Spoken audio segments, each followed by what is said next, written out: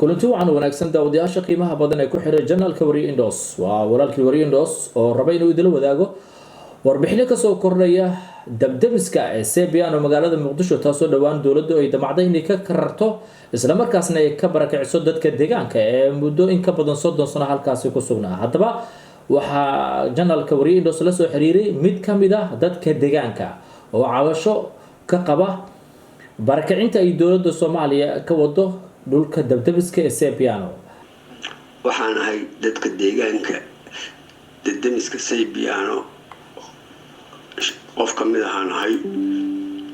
waxaan ka cabanaynaa oo aad aan uga cabanaynaa dhibaato la haysata muddo 6 bilood ah aad noo haysataan aan ka cabanaynaa 2023 bishii 11 baa warqadna loo soo tuuray oo mobilada lagu soo tuuray booliisku noogu soo tuuray ayna leeyihiin ka guura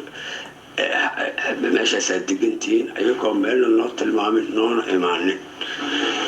arintaas ayada oo aad noogu adkaatay maadaama aan dad dan yaranahay oo tabartooda iyo awoodooda ay ku guuraan aan lahayn meel aan ku guuran aysan jirin wadanka amnigiisuna aad isaga xun yahay meeshaana meel oo iskool aan ka dhigano dugsiyo aan ka dhigano koronto aan ku haysano biyo aan ku haysano guriga aan ku haysano aan aad aan ugu nooleen ay tahay ya arintaas aad noo dhibtay banaanbaxyo badan baan ka soo banay wax looga jawaabay maana arkin banaanbaxyada kuwii ugu dambeeyay oo aan dhignay heer waxa la gaaray inuu ku hanjabo intaas 6 bilood markii oo aan mudaharaadayna waxa noo soo baxday oo ogaanay in dhulkeena anakoo degan oo iska degan in niman xildhibaano sheeganaya oo dhahaya anaka dhulkan iska leh iyo dadku weynaha degan madaxweynaha inuu tagaanaan maqalnay oo leeyahay konton qoys degan kontonka qoysna anaka meel siinayna dhulkan nasi madaxweynuhu la yiri marka dadka ka rastaan ka bacdina aan maartay anigu aan documentida siinaya arintaas oo ah arin ilhaama arin qalad noogu muuqatay arin aan mudnayn in saasna la yeelo wixii laga celin lahaa musuqmaasuqa iyo tuuga iyadoo madaxweynuhu sheegay inuu dad badan musuqmaasuq wax xiray ama loo maxkamadeeyay ama ilaa hadda loo hayo in musuqmaasuq ugu darnaanimo waliba heybadii xildhibaannimada haysta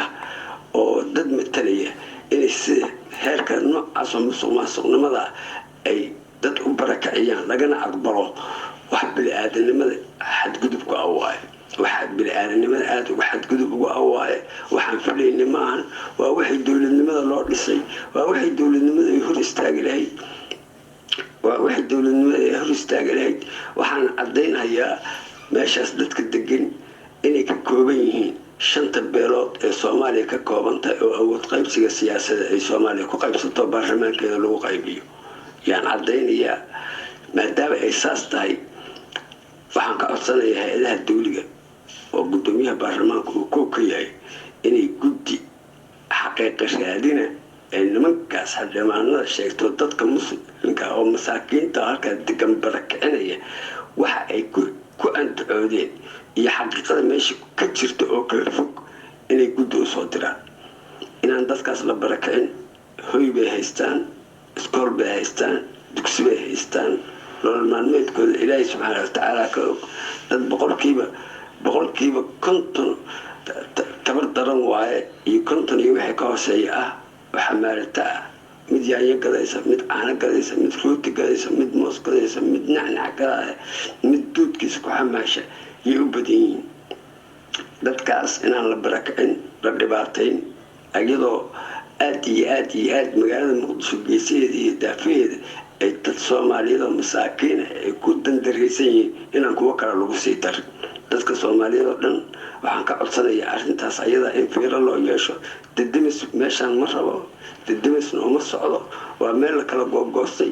oo qayb ay xildhibaan qaateen qayb ganacsato laga gaday qaybna niman saraakiil ah oo taliyaha booliiska ugu horeeyo oo la sheegay in kulligood intaas ay ku jiraan qofba uu qayb qaatay waxaan ka codsanaynaa annaguna markaan ka mudaharaadno hadda ugu dambeysay nafsadeena in loo hanjabay oo la yiri mana mudaharaadi ka dhaan dhaqdhaqaaq dambana ma soobin ka dhaan warkiinana ma soo deyn kartaan mana muujin kartaan in idin dhibaataynayo ma muujin kartaan sidiina ku dhinta